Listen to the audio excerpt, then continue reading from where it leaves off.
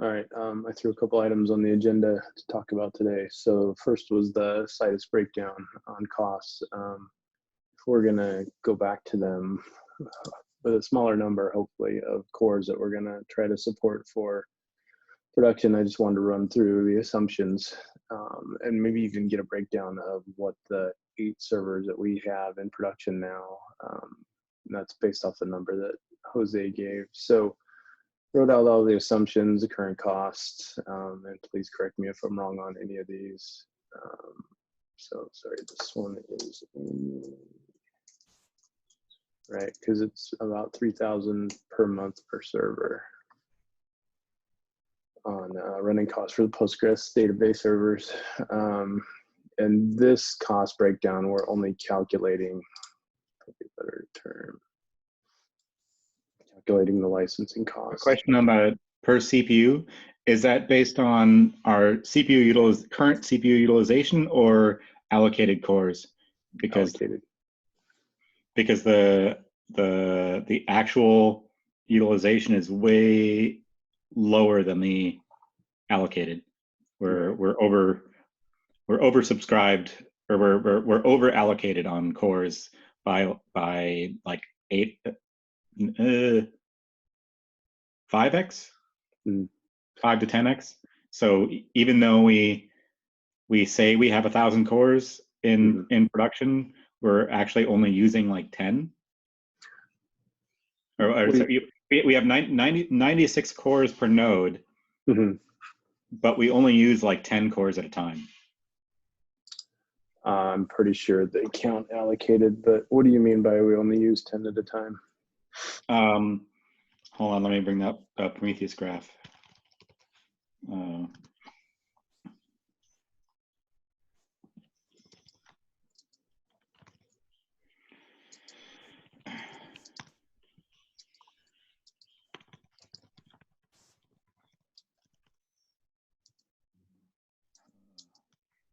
There we go. Okay.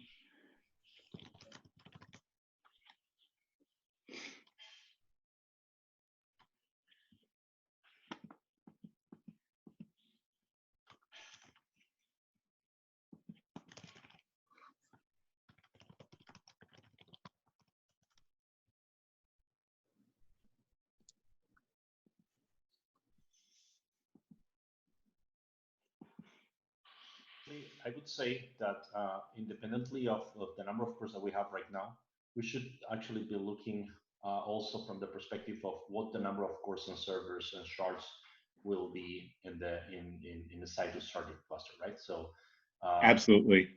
Now, so for example, let's say rough numbers, right? Let's say we're going to have 8 shards, to say something. And let's say each shard is going to be, as Ben is saying, definitely less number of cores. Actually, will spread the work among the shard. Let's say 16 cores or 32 cores per shard. Now, let's say we're going to have between 2 or 3 servers per shard because we want high availability on those. So multiply that by 2 or 3, and then let's add the coordinators. Coordinators maybe need more cores. Maybe we need 32 cores per coordinator times 2 or 3 coordinators. Yes, but if there's load balancing among the HA shards, the actual total usage, the individual shards will be smaller, so that we're not like fully oversubscribed here, because we can do like it's not like we just have 2x for every HA replica there, because they're not like 100% idle, or at least they shouldn't be in this architecture. Yeah, no, I absolutely agree. I'm just saying that even taking into account future growth and some considerations about what is the minimum number of cores we're going to want per shard anyway to be able to absorb spikes, assuming shards may not be evenly distributed at some point. So basically, let's say, what is the number of cores we're going to have per shard? What is the number of shards we're going to have? What is the number of replicas per shard that we're going to have for HA purposes of each shard? And then the number of cores per coordinator, and then the number of coordinators. I did a really, really quick back of the napkin calculation, which is on the meeting notes of the Monday meeting, just as a rough example, but we should make a spreadsheet with this and also estimate the cost based on these numbers, which Awesome. are absolutely debatable, but at least it's something to start with. I Do you posted have that the available, Alvaro? Sorry, say it again. So you said you'd created a spreadsheet with the back of the napkin calculation. Do you have that available? It was just a comment on the meeting notes of the Monday meeting. I wrote it there as an item. This last Monday. I can bring it back here if you want. You have it there in front. Yeah, so it's on the page. Just scroll up a little bit. Yeah, there under Ben, back of napkin calculation. so I Yeah. okay. So Just I post one quick example. cool. I posted a link in the WG database sharding Slack channel.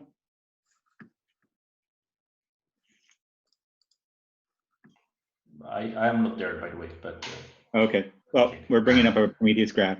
So this is the current utilization of number of CPUs in production. And so, and then if you scroll down a bit, you can see the actual allocated. So there's actually 1,100 cores allocated, but we only use 160 at peak time.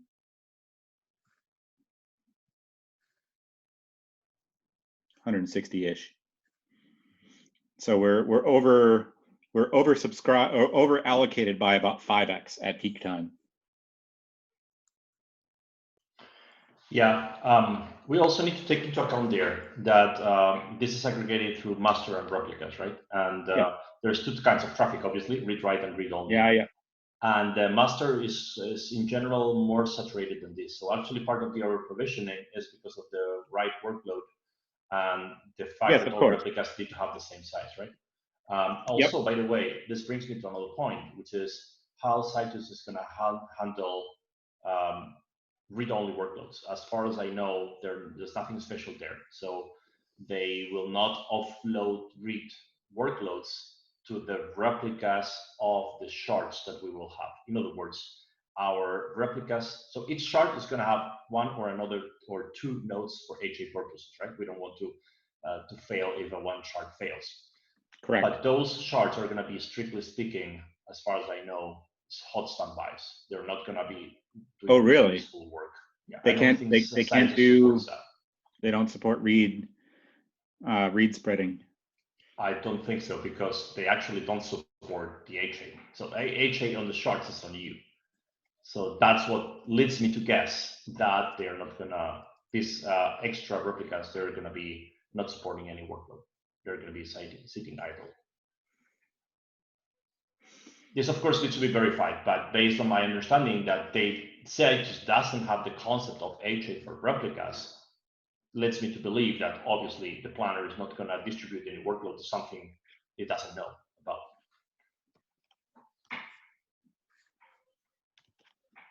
So in summary, this means that we're going to need to dimension the shards cores based on the workload of the master. Yeah. And then multiply this by 2 or by 3 for one replica or 2 replicas for HA purposes, recommended 3 for HA purposes in different zones because of the availability zones. So that would mean multiply everything by 3 and have 2/3 of the cores idle. Isn't this also saying that we lose the ability to scale reads easily like we do today? Because today we have the load balancing and the application baked in, basically. Well, it means that we scale reads to the shards, which should be able to handle in aggregated much more load, but means that, yes, we will lose the ability to spread across all the servers, all the fleet that we're going to have, unless we do something custom. You know, we might have to coordinators and go to a shard directly if we know the information is there. Yeah, that might be an interesting, like, we could do something like put a query router in front of the HA shard. Yes, that is something we could do, but in that case, we're entering the area of custom sharding. Sure. It's just something. It's just I'd say it's a keep it in the considerations list, because we're not even to the point of even deciding on Citus. Yeah, correct. Okay. Sorry, jumping back to Alvaro's back of the napkin. So minimum would be 300 cores, and if they go with allocated, that's still 420 a year, 420,000 a year. And that's minimum and small. Okay. I have a call set up with them to find out about licensing alternatives. They do mention a site license option. I'm trying to get some more data from that. And I do have an email out to legal to find out more about their concerns with AGPL. So more to come on that. Anything else we want to talk about on cost breakdown? Thanks for all the information, Alvaro. It's very helpful. And Ben. Do we have any idea what the expected return of investment is from that? I mean, that would be an interesting number to also get, right? Yeah, I mean, we're basically motivating Sharding with we want to open up the floodgates for GitLab.com. So surely that there's going to be a return of investment from that. Right, and I think Alvaro and Jose, you may not have been on the first call when we talked about the advantages or reasonings for implementing sharding. That's something that Eric brought up is they're limiting sales on .com right now because they're concerned that the database is a single point of failure and that we are going to hit a scalability wall unless we do something about it. And sharding has been the chosen solution for that for a while. So once we have a way to horizontally scale, then they can open up the floodgate of sales and bring in more and more customers. So yeah, and I think we would have to calculate how much development time this would save us if we implemented sharding with Citus, and a way to calculate how much this would allow us to scale, amongst other things. Those are some of the initial thoughts, but I wanted to get a more solid licensing quote from Microsoft before we concerned ourselves too much with ROI. Yeah, makes sense.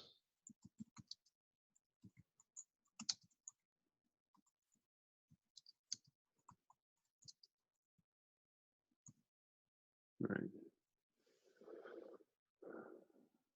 If there's nothing else on Citus cost breakdown, I figured we'd move on to data population of Citus cluster that Pat's working on. So right now, Pat is using a script that was created by the quality folks to populate the Citus cluster, and it's very slow. How much do you have in the Citus cluster now, Pat?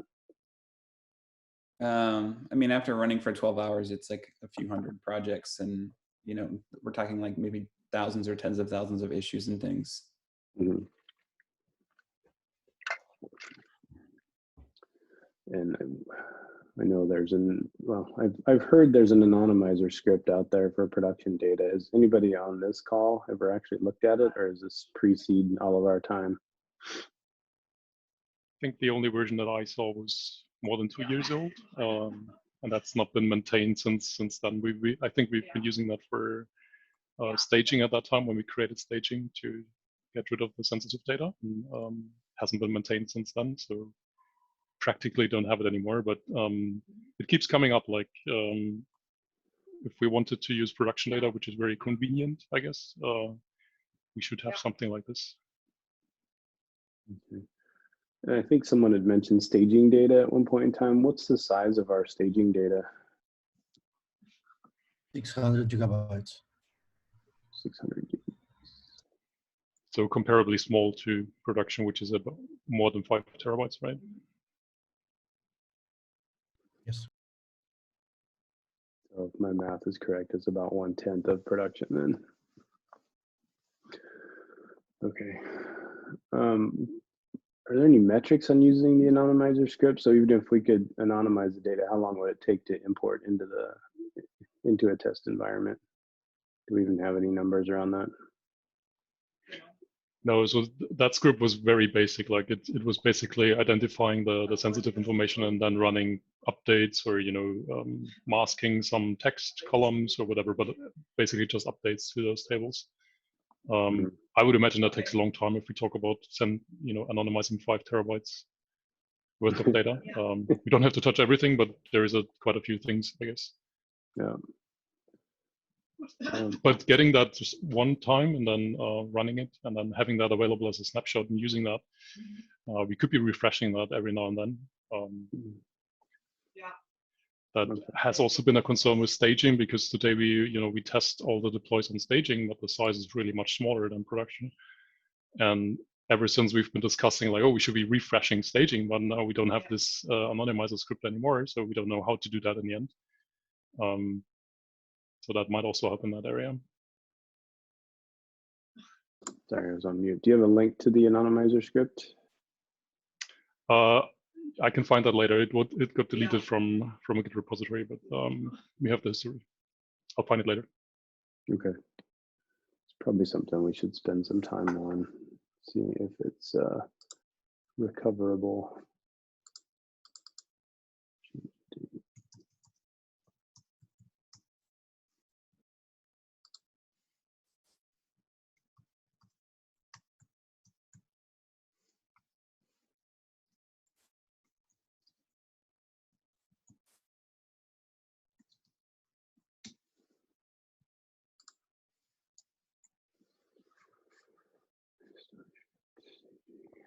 All right.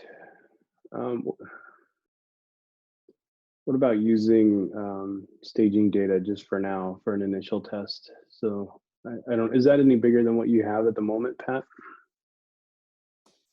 Yeah, I mean, that's still way bigger than what I have currently. I think that would maybe be a good interim solution if it's not too hard to get that loaded. Plus, I think also, I think the anonymizer script is the best long-term solution, but there's a good bit of work there too of having to migrate the data that exists to run in Citus.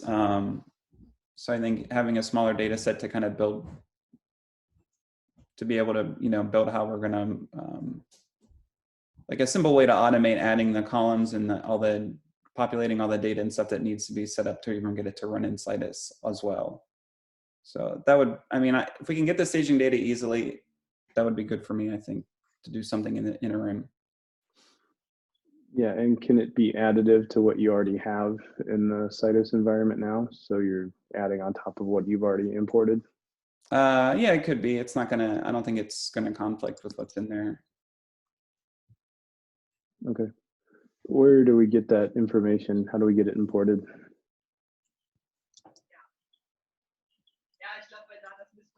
Would it just be a plain like Postgres dump that we can import, or?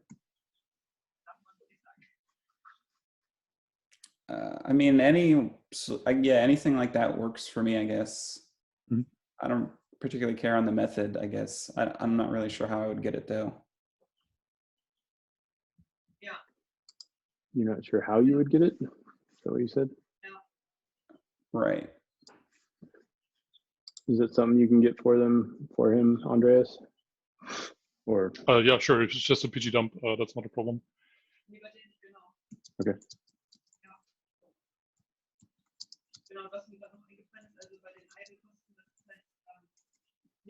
All right.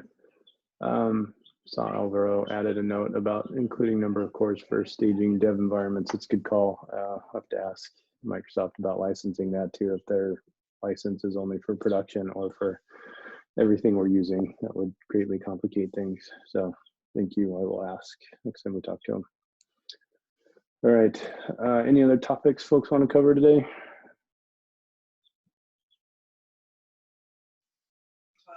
I wasn't sure if you mentioned that with the AEGPL license. Did we get feedback on that regard?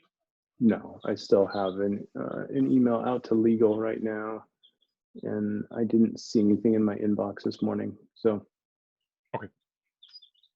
I gave them a super high level overview of what we're thinking, right? If we can use it just out of the box, is that going to be a problem? And then if we build on top of it, what do we need to be concerned about?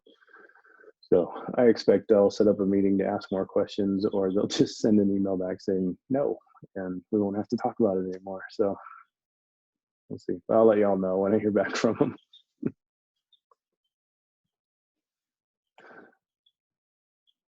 All right, if there's nothing else, let everybody have some time back this morning. Thank you.